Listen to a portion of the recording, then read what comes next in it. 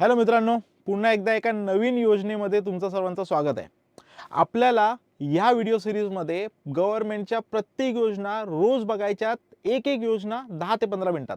जेणेकरून जर आपण विचार करा, जर तुम्ही हे महिना 2 महिना जरी तुम्ही कंटिन्यू केलं म्हणजे तुमच्या किती स्कीम्स या लक्षात राहतील आणि थोडं केलं की लक्षात चांगलं राहतं.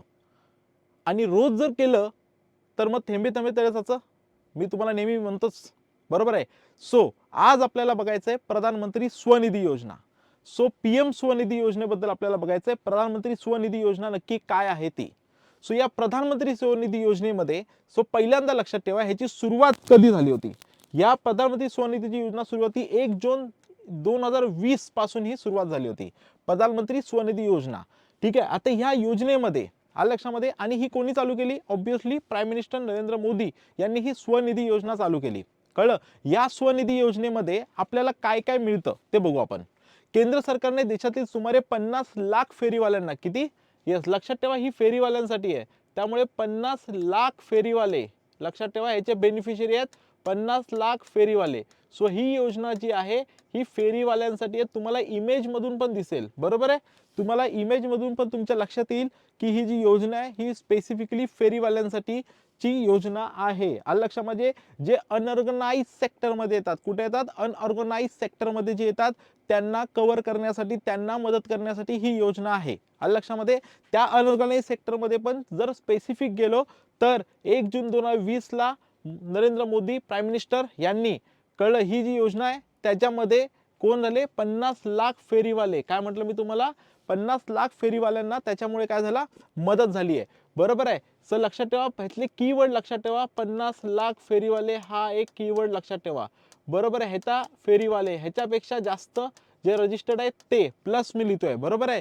ह्यांनी केंद्र सरकारने केलेली आहे, ही एखाद्या राज्यासाठी नाही आहे, ही पूर्ण देशासाठी आहे. काय म्हटलं मी तुम्हाला? पूर्ण देशासाठी आहे ही. आलं लक्षामध्ये? यस. व्यवसाय पुन्हा सुरू करण्यासाठी, बरोबर आहे, करण्यासाठी 10,000 रुपयापर्यंत, 10,000 रुपयापर्यंत विना तारण, लक्षात ठेवा, कुठलंही तारण म्हणजे कुठलंही गहाण गोष्ट न ठेवता तुम्हाला खेळतं म्हणजे ऑपरेशनल भांडवल मिळेल. कळलंय? 2 प्रकारचे भांडवल असतात. एक असतो कॅपिटल इन्व्हेस्टमेंट, ज्याच्यामध्ये आपण वस्तू डायरेक्ट विकत घेतो, बरोबर आहे, एखादी गोष्ट विकत घेतो. कळलं? जसं इथे कॅपिटल भांडवल म्हणजे मी लॅपटॉप विकत घेतला, कम्प्युटर विकत घेतला, फळा विकत घेतला, ह्याच्यात गेले. आणि एक पैसे लागतात ऑपरेशनसाठी, मला रोजच्या व्यवहारासाठी, बरोबर आहे ना. कळलं? माल आणण्यासाठी लागेल मला, बरोबर आहे. सो कोणाला तरी देण्यासाठी लागेल, रिक्षासाठी लागतील, भाड्यासाठी लागेल. कळलं? ह्याला ऑपरेशनल कॉस्ट म्हणतो, ते ऑपरेशनल कॉस्टसाठी. सो विदाऊट 10,000 रुपयापर्यंत विनातारण खेळतं भांडवल, कळलं, विनातारण खेळतं भांडवल तुम्हाला एका वर्षासाठी उपलब्ध करून दिलं जाईल. कशासाठी?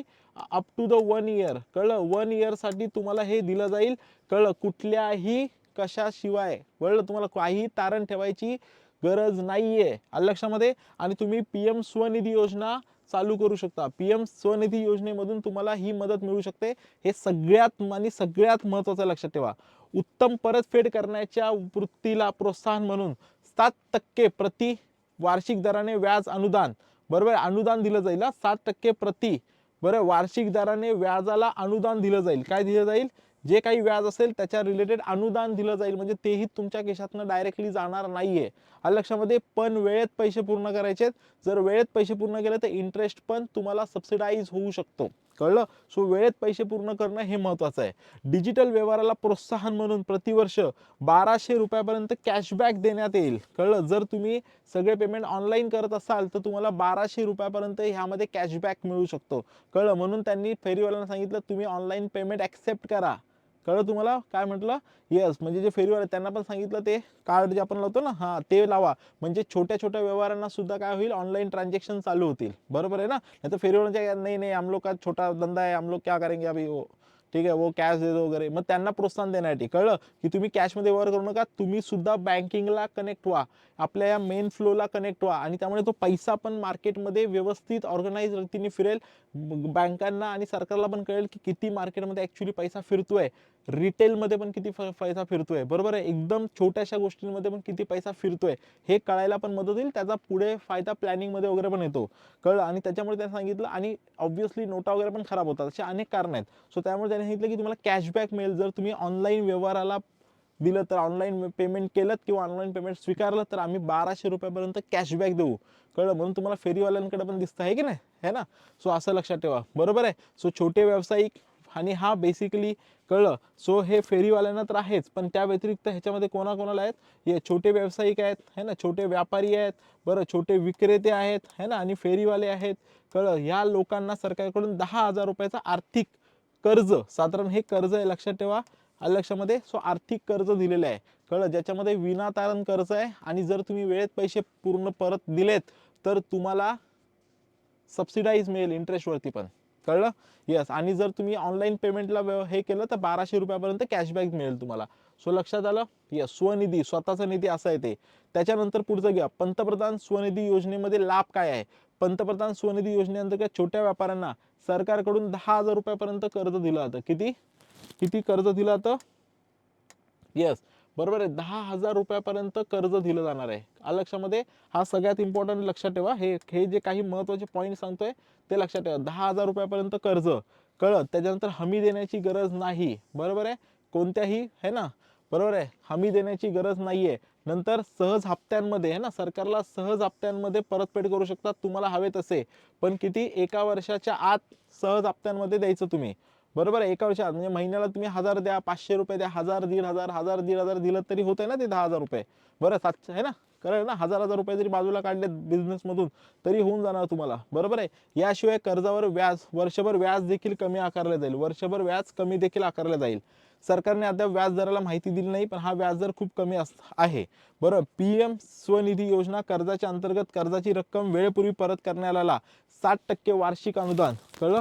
येस, 7% वार्षिक व्याज अनुदान म्हणून त्यांच्या बँक खात्यात हस्तांतरित केली जाईल, कळलं, म्हणजे व्याजाला सबसिडाईज केलं जाईल आणि तुमच्या अकाउंटला परत येतील, कळलं. 60% व्याजाने परत येईल तुम्हाला, लक्षामध्ये, कळलं. आणि दुसरी सगळ्यात गोष्ट म्हणजे जर चुकून तुम्हाला प्रॉब्लेम झाला तर कोणत्याही प्रकारचा दंड करण्याची तरतूद केली नाही, कुठल्याही पद्धतीचा दंड केला जाणार नाही, हे तर लक्षामध्ये. हे महत्त्वाचं आहे, लक्षात आहे. MCQs मध्ये तुम्हाला विचारलं जातं खालीलपैकी कोणती विधाने योग्य आहेत वगैरे, तर तुम्हाला आलं पाहिजे ते, कळलं तुम्हाला, काय कळलं, हां, खालीलपैकी कोणती विधाने योग्य आहेत वगैरे हे कळलं पाहिजे, ठीक आहे. म्हणून हे पूर्ण पॉईंट टू पॉईंट आपण डिस्कस करतोय परीक्षेच्या अँगलने सुद्धा. रायटिंगमध्ये UPSC वगैरे कोणी अभ्यास करत असेल तर त्यांना पण हे पॉईंट डिस्कस करायला लागतील. क्रिटिसाइज करायला पण आपल्याकडे काय पाहिजे, काही पॉईंट पाहिजे ज्याच्यावर आपण क्रिटिसिझम करू शकतो, किंवा आपण त्याच्यावरती काही आर्ग्युमेंट करू शकतो, किंवा त्याचं इव्हॉल्युशन करू शकतो, करेक्ट आहे, असं आहे, ठीक आहे. मग आता कागदपत्र काय लागतात, कागदपत्र आणि पात्रता काय लागते.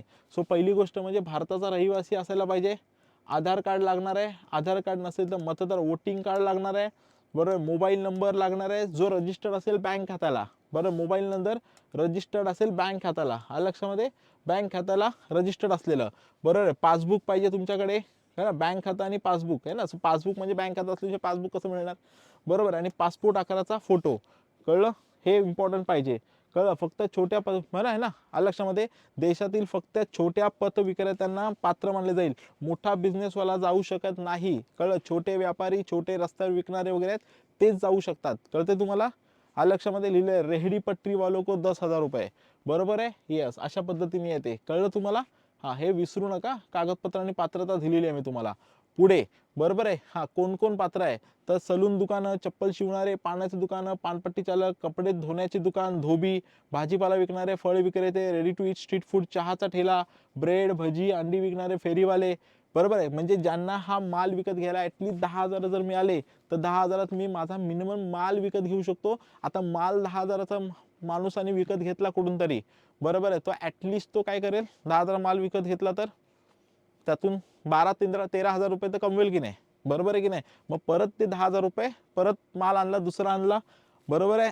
13,000 रुपये आले, 2,000 स्वतःला ठेवले, 1,000 रुपये सरकारला परत केले. परत 10,000 आहेतच ना आपल्याकडे, काय पहिल्याच दिवशी थोडी परत द्यायचे आपल्याला, कॅपिटल दिलेलं आहे, कळलं तुम्हाला. मग आपण 10,000चा माल आणतो, त्यातून 13,000 रुपये कमवतो, 1,000 रुपये सरकारला परत दिले, 2,000 रुपये आपल्याला 10,000 रुपये कॅपिटल आहे. परत 10,000 घेतले, दुसऱ्या दिवशी परत कमवले, आणि तेवढा धंदा होतो. 10,000च्या मालाला 12-13 हजार रुपये लोक कमवतात, कळलं. तुम्ही पण लक्षात ठेवा, तुमचा पण करू शकता तुम्ही तसं, कळलं. नंतर सलून दुकानं हे आहेत, बरोबर आहे. सो सगळे हस्तव्यवसाय उत्पादन विक्रेते हे आहे, पुस्तक स्टेशनरी विकणारे, हे सगळे जण ह्याच्यामध्ये येतात, कळलं.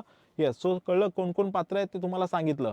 नंतर कर्ज कोण देईल, सगळ्यात इम्पॉर्टंट आहे ना, कर्ज देणार का, जायचं कोणाकडे मागायला, तर अनुसूचित वाणिज्य ज्या बँक आहे, शेड्यूल कमर्शियल बँक, कळलं, schedule commercial bank. Schedule commercial bank म्हणजे अशा बँका ज्या RBIच्या सेकंड शेड्यूलमध्ये लिस्टेड आहेत, कळलं, त्याला म्हणतो शेड्यूल बँका. प्रादेशिक ग्रामीण बँका म्हणजे RRB, स्मॉल फायनान्स बँक, सहकारी बँका, नॉन बँकिंग फायनान्स, NBFC पण अलाउड केलेलं आहे की तुम्ही पण द्या, छोटासा पैसा देऊन टाका. NBFC मॅक्रो फायनान्स संस्था, बचत गट, आलं लक्षामध्ये, ह्यांना ह्या कर्ज देऊ शकतात. जर समजा एखाद्याने ह्यांचं कर्ज बुडवलं तर सरकार जेवढं काही बुडीत कर्ज असेल, जर कोणी बुडवलंच तर गव्हर्नमेंट ऑफ इंडियाने त्यांना लिहून दिले की आम्ही तुमचे पैसे देऊ, काळजी करू नका, पण तुम्ही तुमचा फंड द्या त्यांना, कळलं, नाही आले तर आम्ही देऊ पैसे, असं, कळलं. तर ही सगळी लोक पैसा प्रोव्हाइड करणार आहेत, कळलं, आलं लक्षामध्ये. सो इट्स PM है ना, PM स्ट्रीट वेंडर आत्मनिर्भर निधी येतो.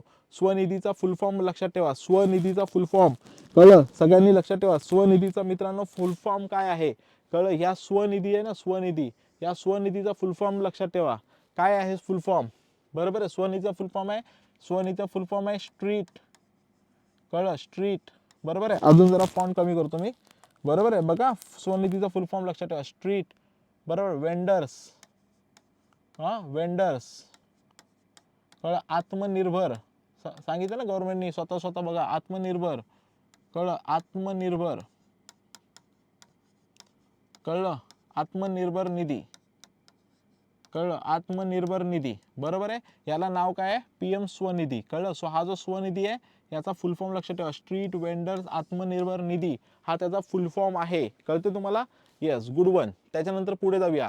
प्रधानमंत्री स्वनिधी योजनेचे फायदे काय आहेत, बघा हे सगळं मी दिलेलं आहे, ज्याच्यातून तुम्हाला खूप सारा कंटेंट मिळू शकतो प्रश्नासाठी, बरोबर. 50 लाखाहून अधिक लोकांना या योजनेअंतर्गत कर्जाचा लाभ, बरोबर आहे. 50 लाखाहून जास्त लोकांना ह्याचा लाभ मिळालेला आहे, बरोबर आहे. येस, 50 लाखाहून अधिक लोकांना लाभ मिळाला आहे. सगळ्यात जास्त कोणाला मिळाला आहे, छोट्या व्यावसायिकांना, बरं, रस्त्याच्या कडेला सामान विक्री करणाऱ्यांना, बरोबर आहे. 10,000 रुपयापर्यंत भांडवली कर्ज घेऊ शकतात, बरोबर आहे ना.